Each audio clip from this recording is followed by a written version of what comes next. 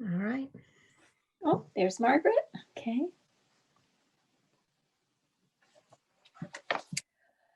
Okay, let's get started. Did everyone have a chance to read the November minutes? Are there any Yes. changes? Oh, Any changes?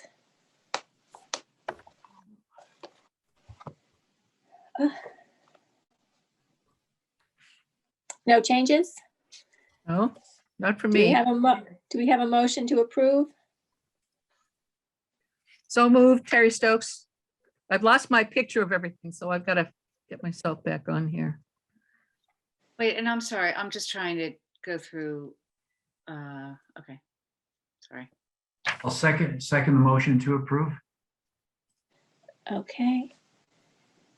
And I'm sorry. Okay, Motion to approve. I'm sorry, this is Kristen. I'm a little behind here. okay, so Terry moved Terry. to accept the minutes. Rod seconded it. Okay, Patty, Accept. accept, okay. Michael, Yes. Christina, Yes. Kristen, Yes, and Carol Ann, yes, accept the minutes. Okay, minutes are accepted. Okay, Ginger, would you like to start with your report? Sure. So a tiny bit longer this month because we didn't meet last month, but hopefully that will bring you up to date. Some of you may have heard we did start a virtual travel club, and we had the very first one this past week.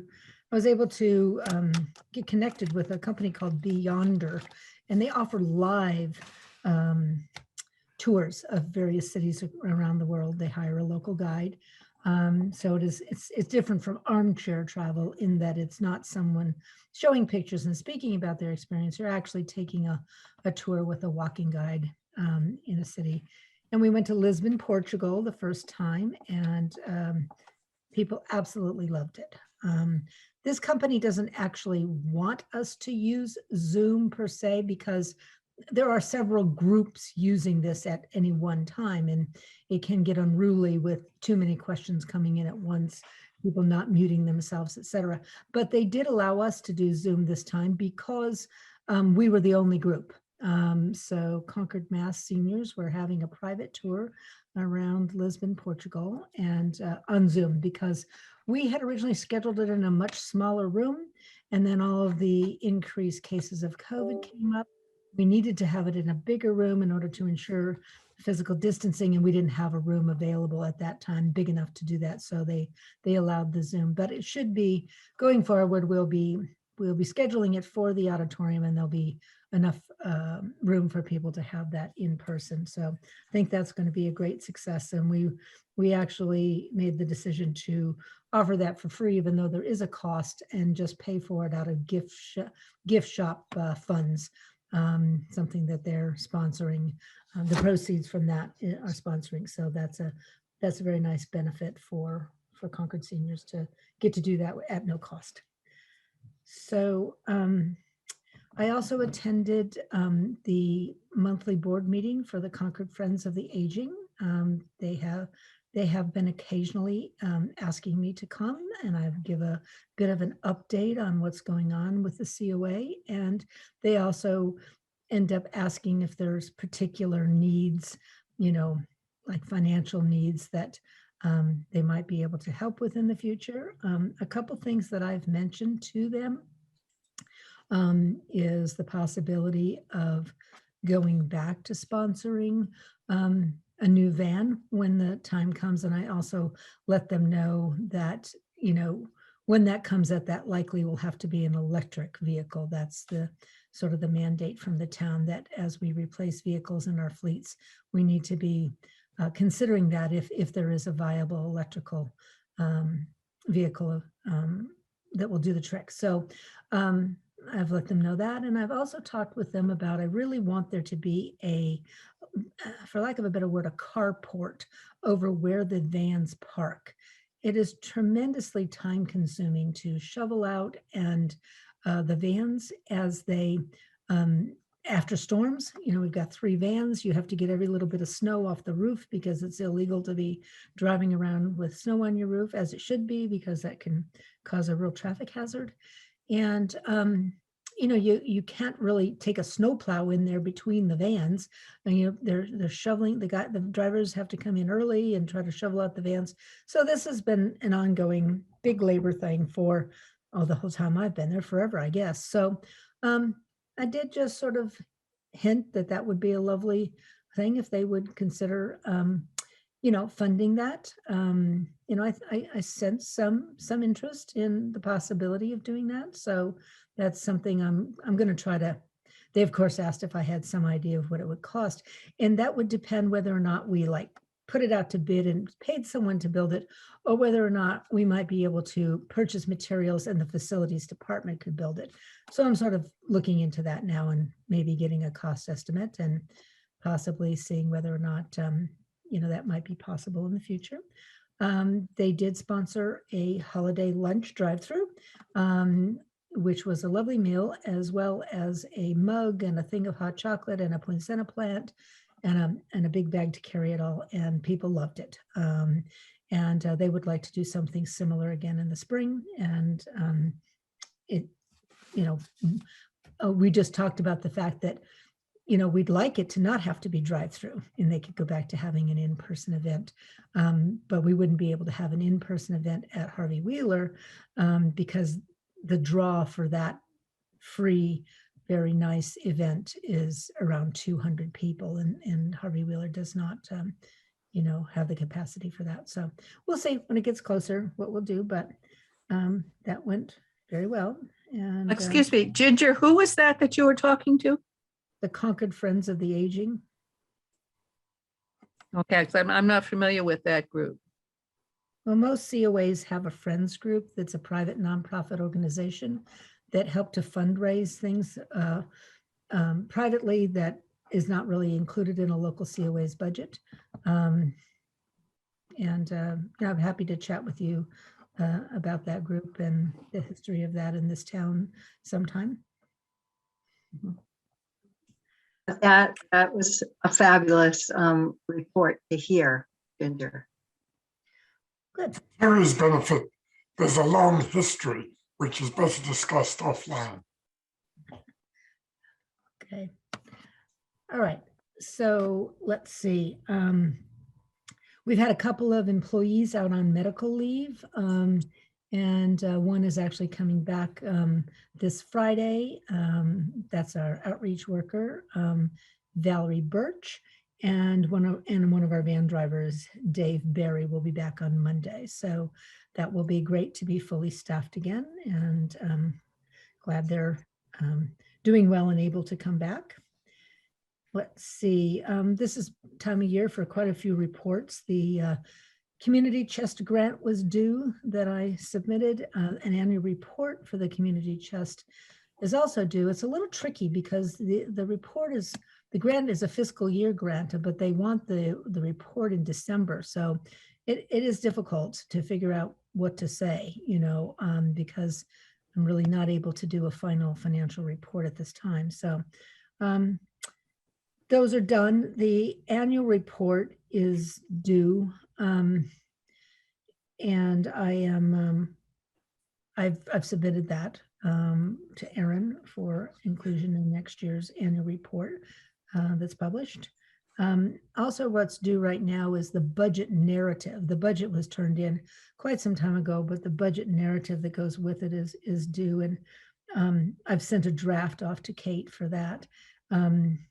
And we'll hopefully be able to discuss that tomorrow. We have a scheduled call tomorrow. Speaking of the budget, though, this past week there came a request, I believe went to every department, to attempt to cut 1.4% from your budget. So for the COA, that comes to about $8,000. So I'm not quite sure how we're going to be able to do that. So that's another discussion point with Kate tomorrow.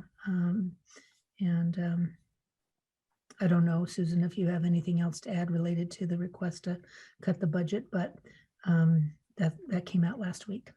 Yeah, I do not. I actually, I'm hearing it from you. What I did know was that there was, in all three budgets, the district, the schools, and the town, there was a gap between what the finance committee approved and what the ask was. So everyone, I think, is being squeezed, unfortunately. Right. So I'll have to report to you sort of next month, you know, how we as a department are going to get around this. And I also don't know if it means that if, for instance, the revenues came in perhaps higher than projected, if some of those cuts could be restored, and what the priority would be for restoring those cuts if that did happen. I don't have any of that information.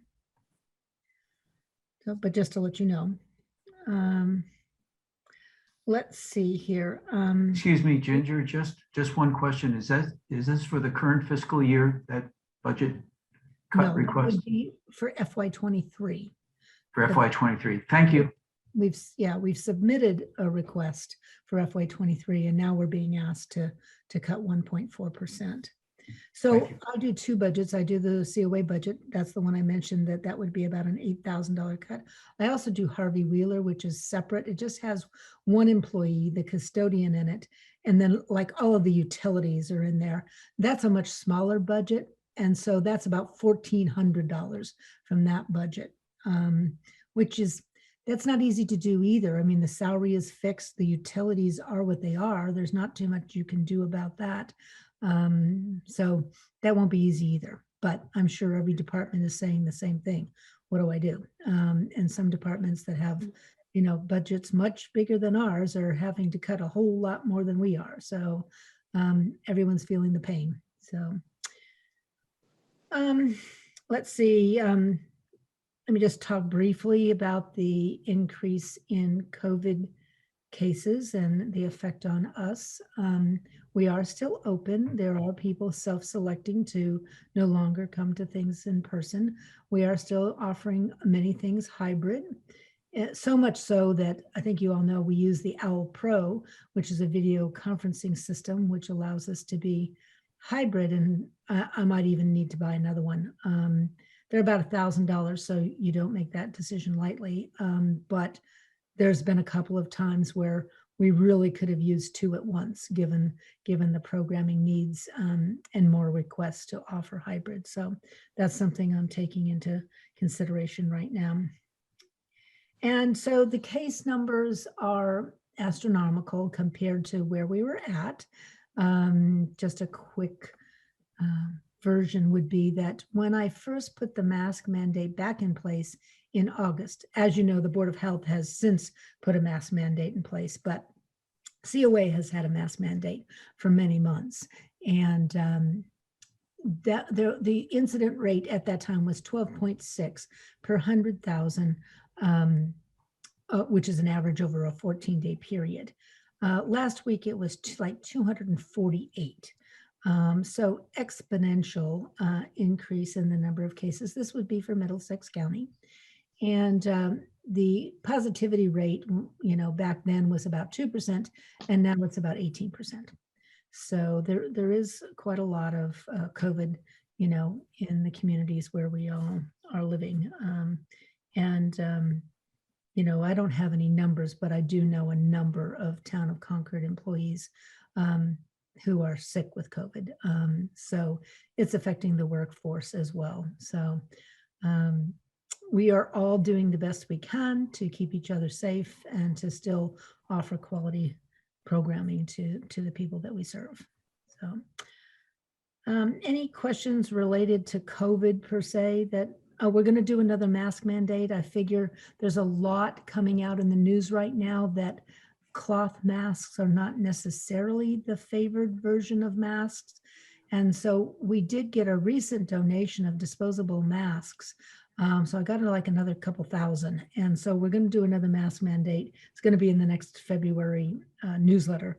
We'll do it in early in February. So we're going to do another drive-through mask giveaway just because people's supply, you know, maybe getting grungy or old or getting low. So we'll be doing that again. Patty? Just wondering, I'm assuming that would not be the KN95, which is really being recommended now. No, that would be, I mean, we have a donation of regular masks, but nothing like that. Those are quite a bit more expensive, I mean, we'd be happy to take a donation of those if somebody wanted to, but they're hard to get and there are an awful lot of counterfeits out there. So it is not easy to do the research and be sure that you're getting the real thing. A lot of people, unfortunately, unscrupulous people have decided to manufacture them and call them that and charge extra money for them, but in fact, they're not the real thing and they're not as effective as they need to be. So we're giving away just the disposable ones that we have, which, those are as you pointed out, Patty, are not the absolute best, but better than a cloth mask, so. So we'll be doing that. Can I just ask, the community chest grant that was submitted, Mhm. is that a standard amount for a standard thing, or what is that for?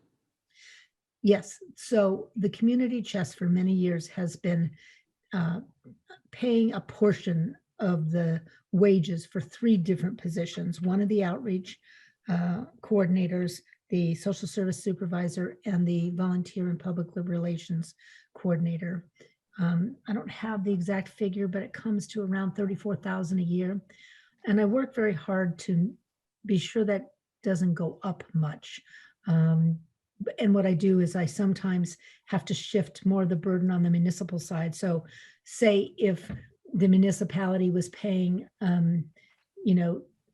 32 hours a week of somebody's salary and the community chest was paying 8, I might have to move the municipal side to 33 hours and reduce the community chest grant to 7 hours just to try to keep the amount relatively stable year to year. It's not exact. And they've been gracious enough to continue to fund us for many years.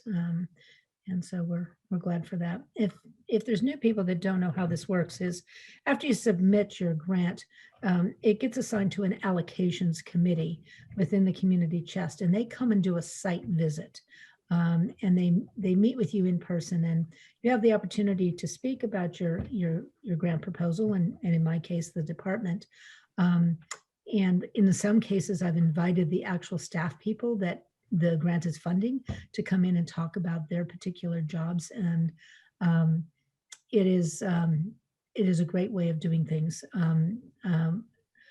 Every single year, the folks that we've had come are just so gracious and so interested in what we're doing, and for the most part, walk away way more educated about who we are and what we do. And every time that happens, that's a great thing because they tell other people. So I welcome that. It doesn't make me nervous. I'm happy to tell people about what we do, and I try to give them a tour, and it's a great process. So that will be the next step, is our grant will get assigned to an allocations committee that will set up a time to come in and interview myself and whoever else is appropriate in person. So that will be, and then after that, we learn in usually May or June if we're going to be granted the funding or not.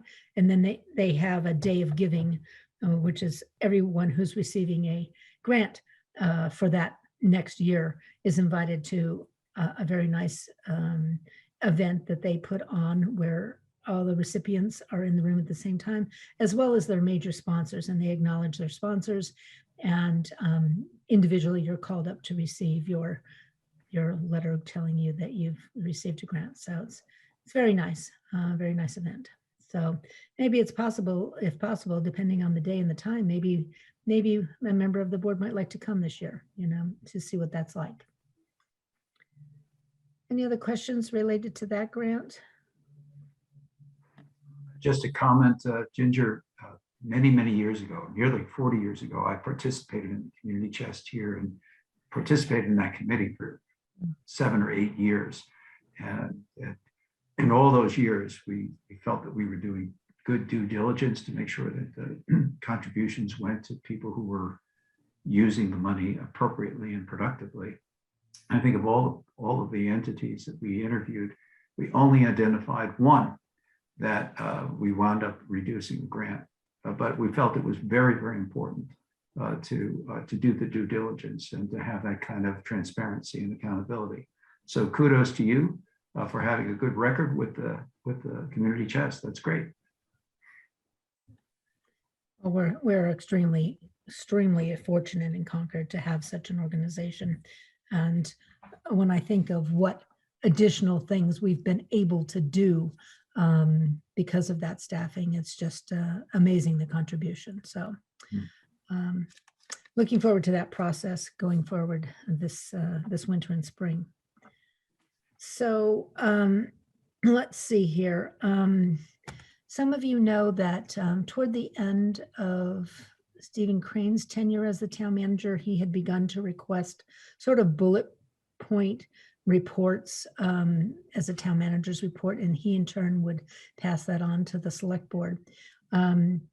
And the interim town manager, Carrie, would like to continue the same thing. So that is starting up again. So I'll be submitting something to Kate each week that would be, she will combine it in such a way to submit to Carrie, and then that in turn gets included in the select board's packet of information every week. And they do want it to be just bullet points. So I include different things, different weeks. Sometimes it is almost like an announcement about certain things, programs that we might be having, because I think it gives them an idea of the kinds of offerings that we have. And other times it might be some statistics that they might be surprised about or be interested to learn. So that will be starting up again. I did one last week. I'll have to do one again tomorrow. They're due on Wednesdays. So that's going on now. And I have been asked to go to the Disability Commission meeting that's coming up on February 10th as a guest. And so looking forward to meeting the people that serve on that commission and answering any questions they might have about the COA and what we do. And the only other thing I was going to add by way of announcement is that the Lions Club has again agreed to sponsor a Valentine Lunch for us. They've done that every year for many years, although it has transitioned from them cooking the lunch to them hiring a caterer to do it. We were really hoping by this time this year we would be back to being able to do it in person, but we're not. So that will again be a drive-through event, and that's scheduled for Friday, February 11th, with a snow day of the 12th. So that'll be announced in the February newsletter, and then folks can sign up for that.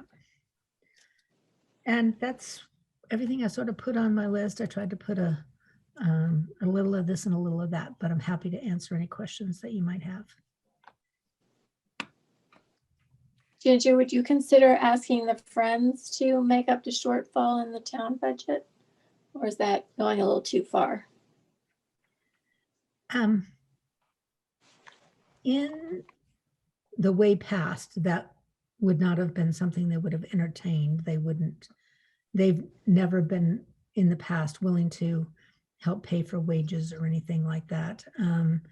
Because I did at one time ask for a grant to increase the nurse's salary when I first got there. I think some of you know the nurse was making like $15 an hour, and it just was so below market value, et cetera. And at that time, they were quite firm in their decision that the salaries of town employees were the responsibility of the town and municipal government, and that was not something they were wanting to get into funding. And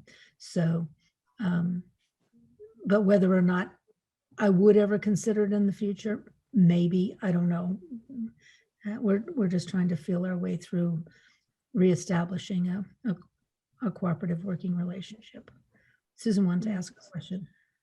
Yeah, I just wanted to comment on that. And I don't think the town would allow volunteer contributions to support salary and wage, because it's not necessarily a permanent thing. I mean, that the donations. So they're pretty careful about what the guidelines are for use of donations.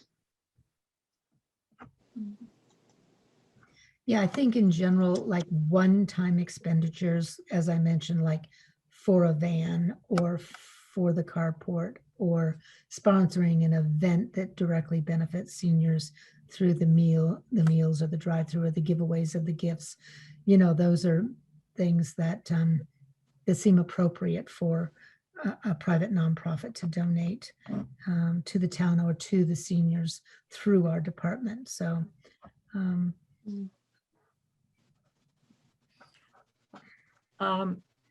I was on a call this noon with the Concord After 60. And two people made a comment that they would like me to bring to the attention of the board. And one of them was about the fact that people come to some of the various activities and they start out wearing a mask. But then when they want to talk and that sort of thing, they start taking their masks, lowering their masks and not keeping them on throughout the whole event that they are supposed to be masked at. And there was a question of, you know, is that still continuing? Some people have declined to continue to come because of that. And they're really concerned about people not being consistent with wearing their mask throughout the event. Are you aware of any situation like this, Ginger, or are there any checking back in with a group that's meeting to be sure that they are wearing their masks? well, some of the things that take place do have a staff member in there, but some of them don't. I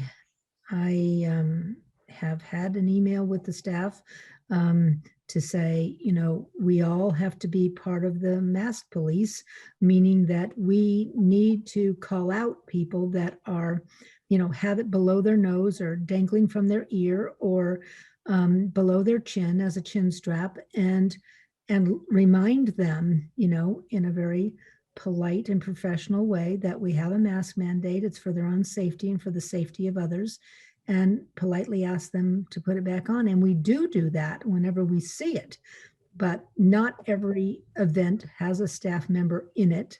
You know, we're not taking turns on patrol. I don't have a schedule saying, you know, you're on mask patrol from, you know, 9 to 10 a.m. So all I can say is that we call it out when we see it. That's about all I can, and there's certainly signage making it very clear that there is a mask mandate in place. I'm sorry to hear that enough people have been doing it that some seniors are choosing not to come because of others' behavior. Yeah, that was disappointing to hear when I heard it. Another comment was about the gift shop being open or being accessible, whether there was perhaps an opportunity to schedule for a shopping time when it would not be overcrowded and people could feel comfortable to come on a one-by-one basis or couple basis to shop without being overpowered by the number of people in the shop.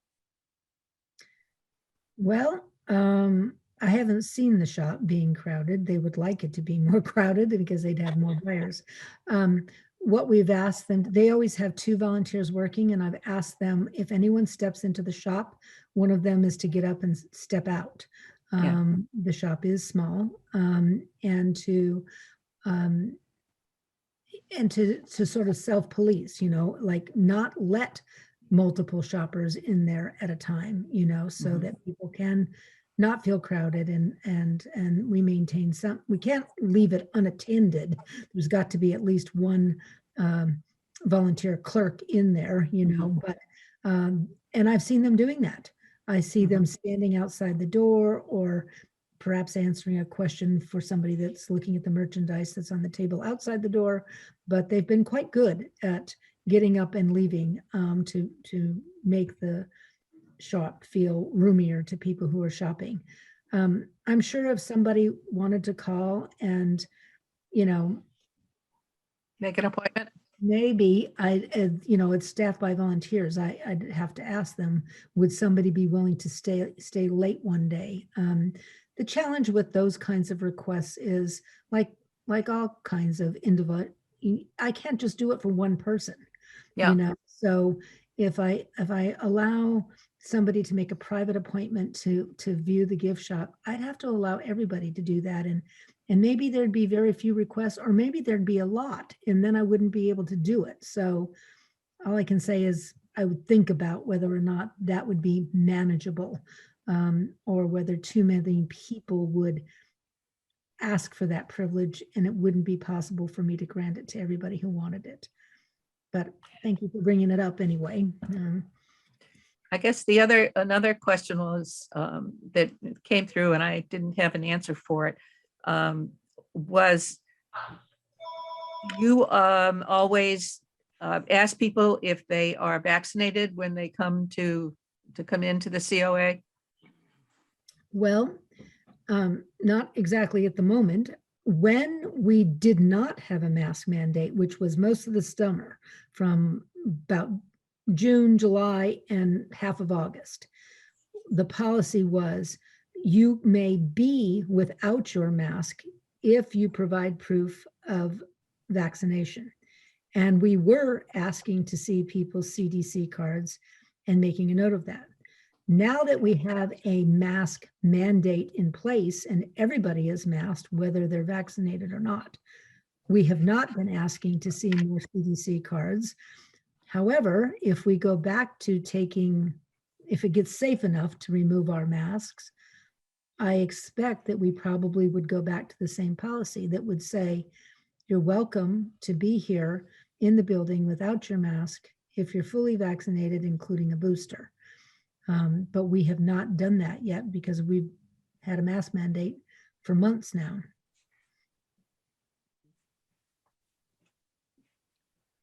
We can't exclude people who aren't vaccinated. We can tell them that they have to wear a mask. Thank you. And the other question was the accessibility of the online purchasing capability at the treasure chest. Mm-hmm. Do we have it? Is that Yeah. what you're saying? Yes, we started that during the pandemic when the gift shop was closed for that year. And the volunteers selected certain merchandise that they thought people would be interested in, and pictures were taken and it was posted online for people to be able to go shopping that way. But they still are maintaining that online presence, even though they are open in person as well. So if they're going to buy something online like that, how is that completed? Do they give you your credit card? Do they, how? No credit card. They make contact with, usually it's Vicki Jacobson on our staff, who's the volunteer and public relations coordinator. She also is our liaison with the gift shop volunteers. Usually they make a connection with her, they arrange a date and time, and they pick up their merchandise and drop off a check or cash. We do not take credit cards. And is it only available through the Town of Concord website? The online access to the shop No, has to buy? no, it's not on the town website. It's they have their own web address for that. Do you know what that is? Not without looking, sorry. But I Okay, can send you a separate email with that link if Great. you'd like. okay. And I guess my other question would be, do we advertise that in the monthly newsletter? That website? We have, I don't know if it's been in most recently. Certainly it was in during the year that we weren't open. And I think there's been some recent articles that encourage people to come in and shop, but that also mention that there's still an online option. So I can be sure in the February edition that it gets mentioned again and a link gets put in again. Yeah, I think that might be I think it might be a good staple to have in some format on a monthly basis, just to remind people that's a possibility. Might increase some revenues. Now, because so you have to take the photography and put it online in order to do that. So that's going to incur some expense, right? No, Aaron Stevens helped us set that up. We're not incurring any expense at this time. So it's, Okay, good. it's an expense as in staff has to get involved. It's not a purely volunteer effort at that point in terms of taking the pictures and posting Mhm. online and writing the descriptions and some of Mhm. that. So the cost is some additional staff time that's not as much involved when it's in-person shopping. Okay. But many of the gift shop volunteers were not comfortable with managing that online presence. It needed staff involvement if it was going to happen. Yeah. Okay. Thank you. You're welcome. Anybody else have any other questions for me? Okay, I'll mute myself and you guys can carry on. Okay. Everyone have a chance to read the liaison reports from the last 2 months? Any questions? Actually, I think we need to have some reports. So Margaret, I think you sent me the report late. I didn't send it out. Do you want to give a recap for yours? You are muted. There we go. Yeah. Yeah, I did send it along, but not very much in advance. Apologize for that. So Minuteman Senior Services unfortunately spent quite a lot of time figuring out how to comply with the federal vaccine mandate, which was going to affect any business with more than 100 people. And now it seems like that mandate has been revoked. We haven't had a board meeting, so I don't know if they're walking it back or what they're doing. It was going to be pretty expensive because the people who aren't vaccinated, they were going to pay to have them tested once a week. And this includes all volunteers because I don't know why, but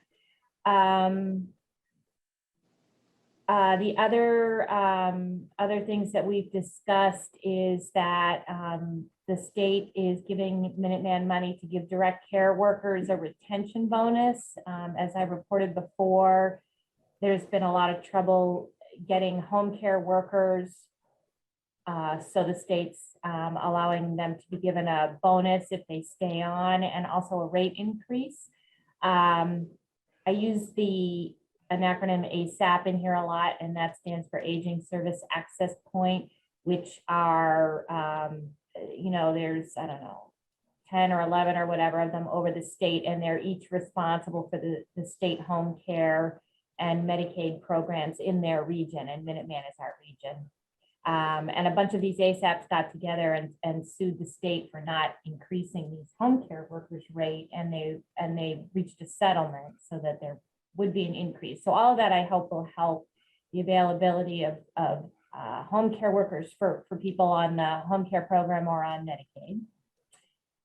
There was a bump up in the census data for the 60+ age group that they sent out, and I noticed that Concord had an increase of about 5% since the last census.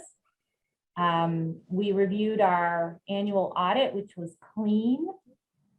And Minuteman and most of the other ASAPs have formed a new business entity, which they just renamed Care Coordinate, which is so that groups such as Tufts or Harvard or AARP or anybody that provides insurance and wants to provide home care type care coordination type services to their members can have just one contract with all the ASAPs in the state of Massachusetts instead of having separate contracts with all these little groups for all these little regions.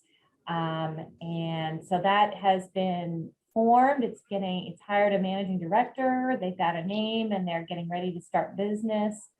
And we're doing a board member experience survey to get an idea about how board members feel about their training and support. And we are still looking for at-large board members. If anybody is interested, you can let me know.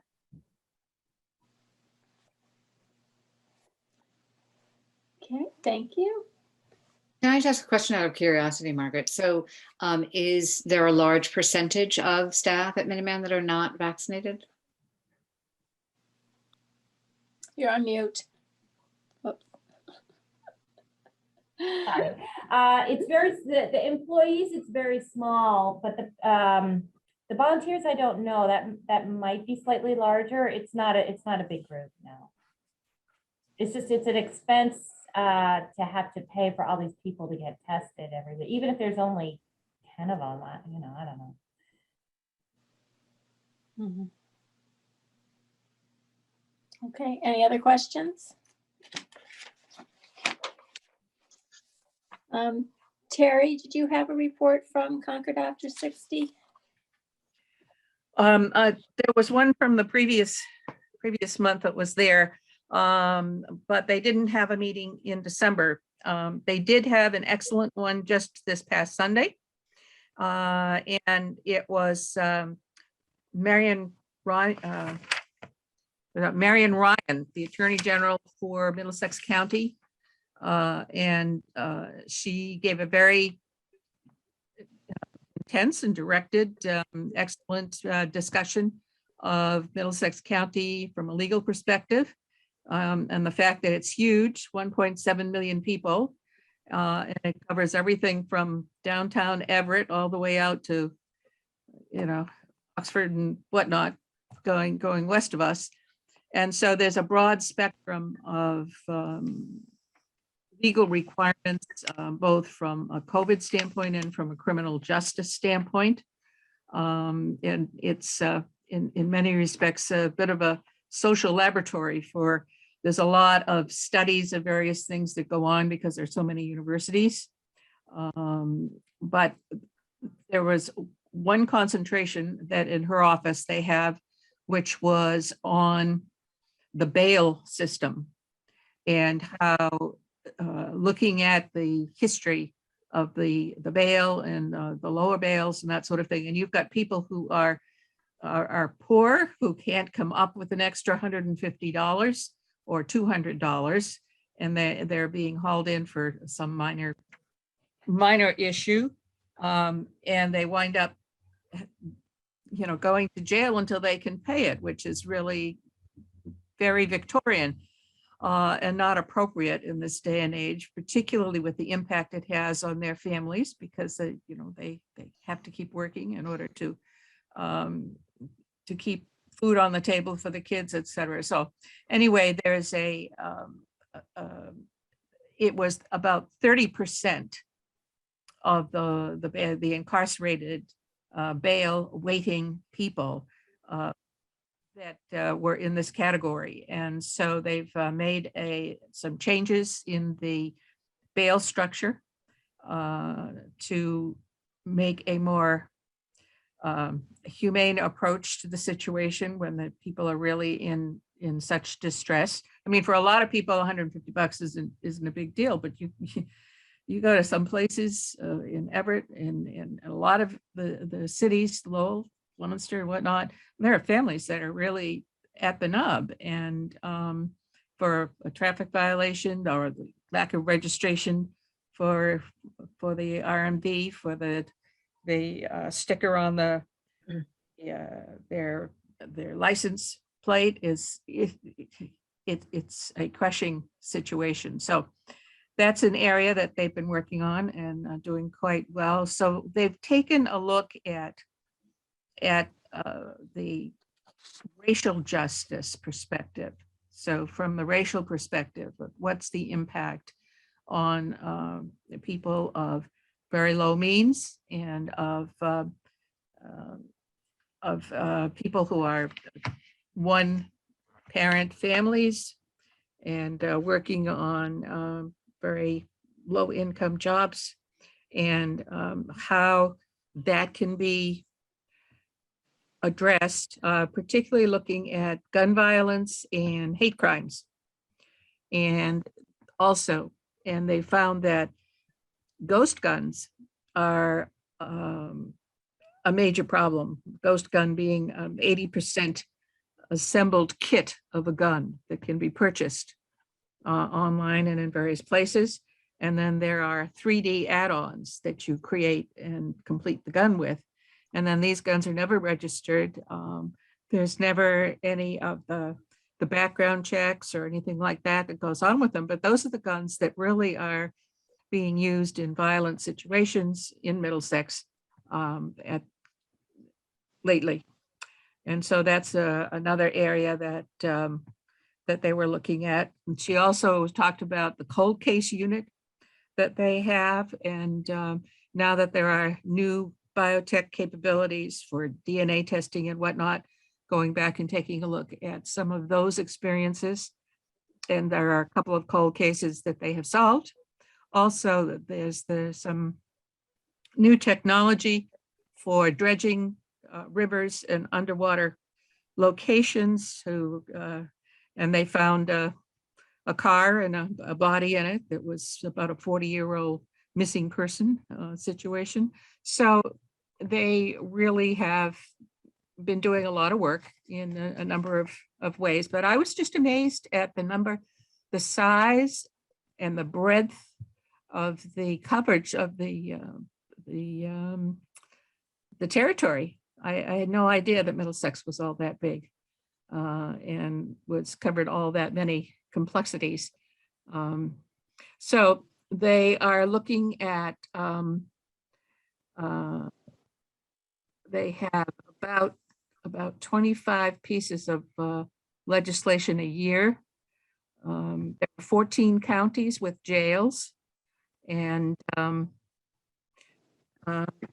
those were just some of the highlights of what was being discussed at that. So it was almost a 2-hour session, and it was really very interesting. And Marian Ryan is obviously a very capable person, and she was very generous with her time and her expertise. So that was, I think, the big thing. Then today there was a lunch meeting, a lunch Zoom called the Bag Ladies. People who come with their, get on the Zoom with their lunch, and they have a discussion, about an hour and a half discussion, and it was a good social occasion. And we shared a lot of books that we, different people have found different books of interest of late. So it was, I think, a productive couple of days worth, but I didn't get a chance to write it up yet. So I'm sorry, but there it is verbally. Okay, thank you. Anyone have any questions on Concord After 60? You sound like a good active group. Yep. I did have some notes from Carol, who couldn't make it to the meeting today.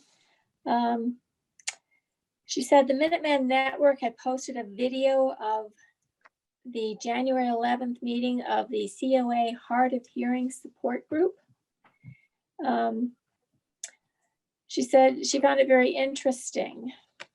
It was on over-the-counter hearing aids. And she said she thought there might be other meetings that could be recorded and then provided online. But most important was to make them available and let people know how to find them.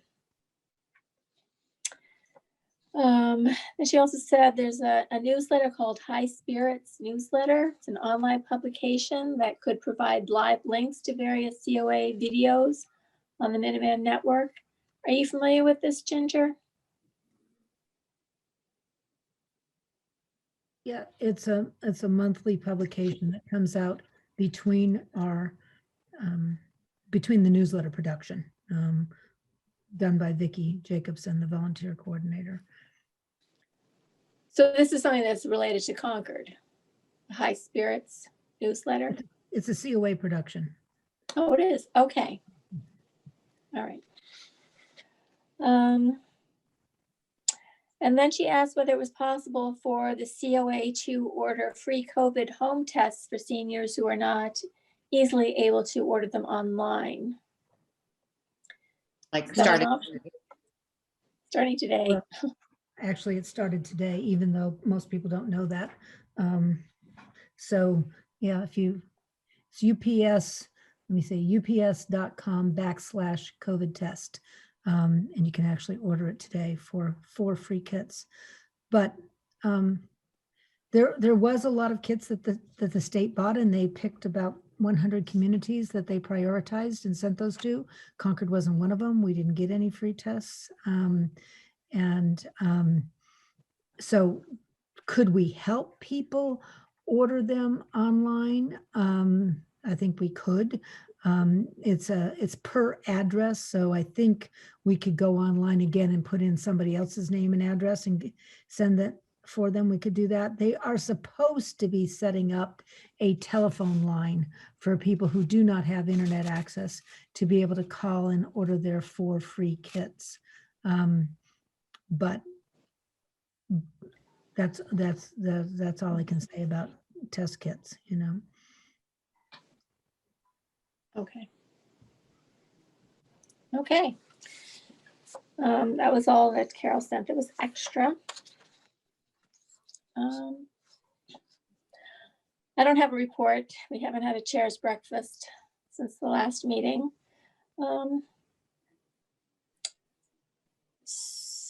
Susan, do you have anything you want to say? Do you want to talk about the special town meeting that's coming up? Yeah, you read my mind. I'm sorry, my, as usual, unreliable Comcast internet dumped me at some point in the meeting, so I missed a few things. Concord Green cannot get Concord broadband at this time, so that's my little editorial comment. But as you know, on Thursday, the 20th, the special town meeting will take place, and there is an opportunity to drive there, register. You have to go into the cafeteria with your mask on, register your vote as a voter, get your slip, and then go back to your car, listen to the deliberations on WIQH, which is the high school radio station. And there'll be an outdoor mic if you wish to speak. And the voting mechanism will be to roll down your window and hold up your ballot when the vote comes. And there's only one issue but I do want to say this, there's a limited number of spaces. And I just printed this off the town website. It says, arrive early to secure a spot. Voter check-in begins at 6 p.m. The meeting begins at 7. So if you're interested in doing this, the early bird gets the parking spot. There will be one issue, and that is the funding of the middle school. And this vote needs a 2/3 majority at the special town meeting. And then on February 3rd, there's a special town election, which will have this item on it as well. And at that time, it needs, for the election, it needs a simple majority.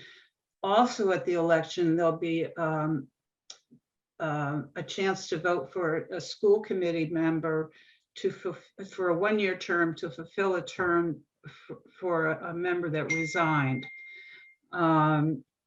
So that's the other on the election, but the town meeting is only the funding of the middle school project. Can I ask And- who's on? Excuse me? Whose seat is that that's up? Who was it that was Oh, on? it was,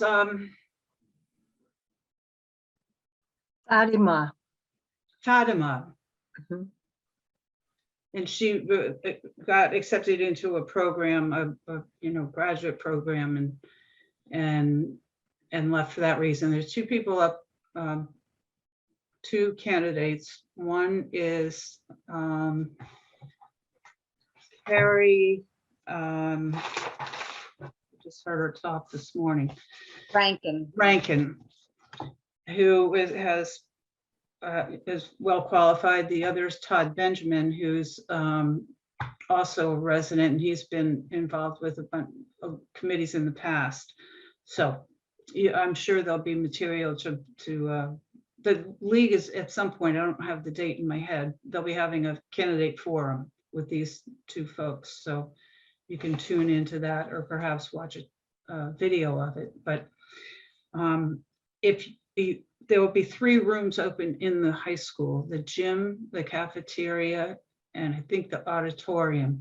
So there'll be plenty of room for people to be socially distanced. And of course, you'll need to wear a mask, but encourage people to come out if they're able, because this is an important issue that is going to affect us all for many years. I think Rod has a question. Yes, Susan, thanks for the summary. The question I have, I'm just trying to organize some care for folks that live in the house. I intend to go to this special meeting and I intend to vote. Less interested in hearing any speeches that are given at the meeting because I've listened and reviewed many materials. So I'm pretty well decided on how I want to vote. But do you have, from your past experience, any estimate of how long the meeting will proceed until there is a vote called, just so I can organize with a care provider here? Yeah, I understand. My guess is because it's one issue, and as you point out, we've heard about it over the past 2 years, many times. There have been many presentations and many discussions amongst town committees and the middle school building committee. So my guess is that it's not going to be a long meeting, that's the only issue on it. And I believe the moderator, I'm not sure, but I think she'll be pretty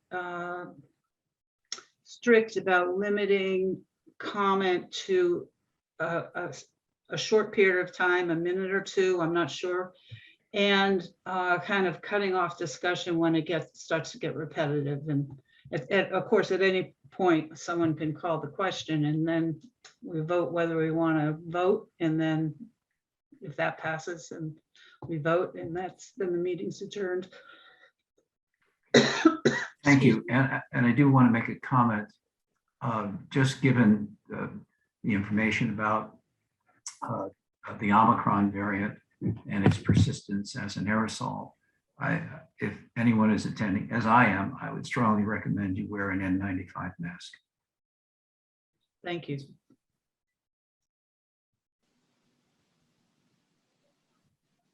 Okay, any other questions? Ginger, there had been emails about volunteering at the COA. Do you want to talk about that and what's necessary? Volunteering at the COA? This has Yeah, to you do know, with like a month or Corey. so ago, the quarry check, like what do people have to do in order to be able to be a Oh. volunteer at the COA? Right, okay, yes. So in order to volunteer for us, we serve a vulnerable population. A criminal background check is required. It's called a CORI check. And so interested volunteers fill out a volunteer application and also give permission for the CORI check to be complete. I believe the CORI check has to be redone. I believe it's every 2 years, might be every 3. And that's the volunteer coordinator's responsibility to keep track of that and to let people know that they're due for another CORI check. similar to what would have to happen if you worked with children. This is a law that exists to protect the most vulnerable children and senior citizens. And basically it says that you can't be alone with the senior without. So, but we don't want to take a chance of saying, oh, well, that person would never be alone with anybody. So they don't have to have one. You have to have one if you're going to be in our building volunteering, or if you're going to be a volunteer driver, or it must be done.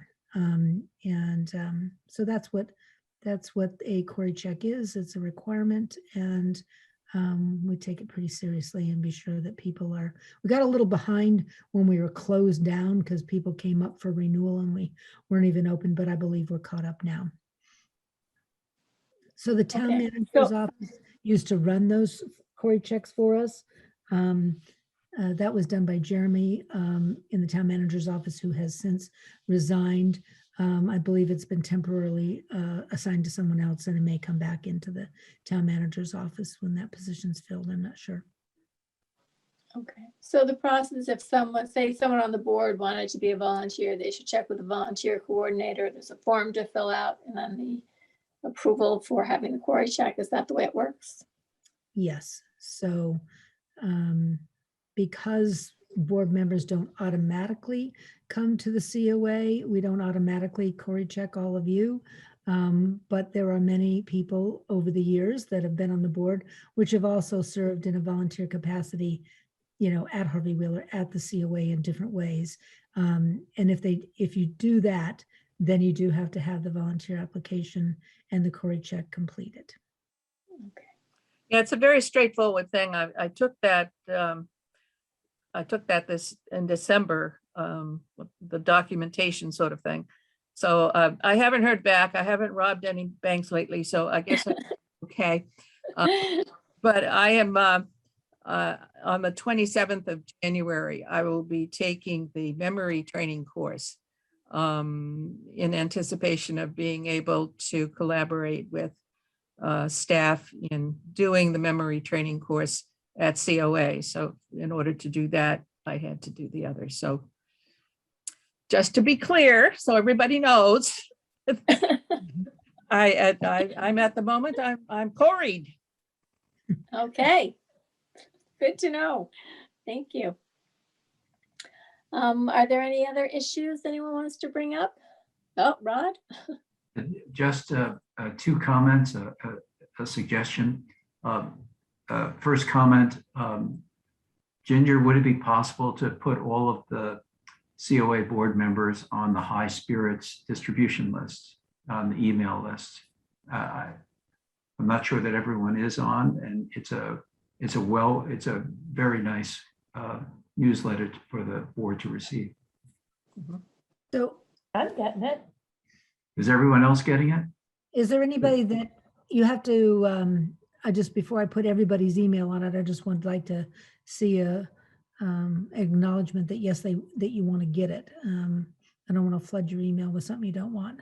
Is there anybody here who doesn't want it? What's that? I want to get it. Yeah. Want to get it. I'm already getting it, Kate. I'm already getting it as well. I am too. I am too. All right, so You're not getting it. Yeah, who's not getting it? let's see who's not getting I'm it. not getting it. I'm not, I'm not getting it. Okay, so Chris, Carol Ann, Michael, do you want it? Already getting it. You already are. Yes. Okay. Margaret, do you want it? Oh, you're muted. I already have it. You already have it. Great. Okay, let me go to the other I screen. just got it today, I think, or yesterday. Yes. That's right, one just came out today. Yeah, very colorful. Terry, do you want it? I want it. I got it once. I didn't get one today, but hopefully come. Oh. Okay, so I've got add Chris, add Carol Ann, check on Terry. Is there anybody else that I missed? Okay, great. I'll work on that. Thank you. Thank you. Ginger. Then one other comment, just to report, Terry and I have been making some progress on preparing the articles for public dissemination about the COA. We've gone through 2 drafts of the first article. We've met with Vicki and Lauren, Vicki Jacobson and Lauren Beretta after meeting with Ginger. We met them during December and got an enormous amount of information, very helpful suggestions from Ginger, Vicki, and from Lauren. We're working on first drafts of the second, third, and fourth article this month. And I hope we'll have more to report next February, in our February meeting, but that's where things stand right now. Very good.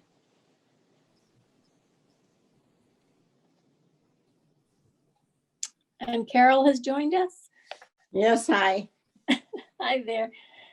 I did read out your messages that you sent to me, so Thank you. yeah, we've been informed.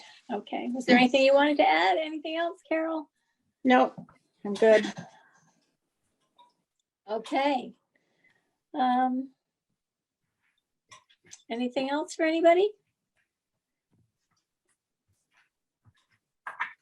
Okay, anyone a motion to adjourn? Motion to adjourn.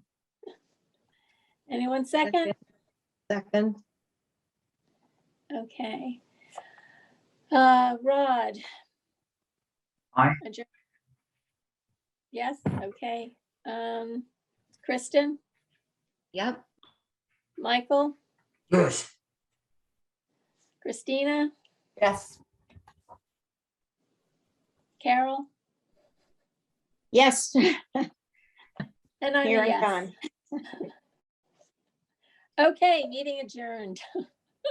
Thank you. Okay.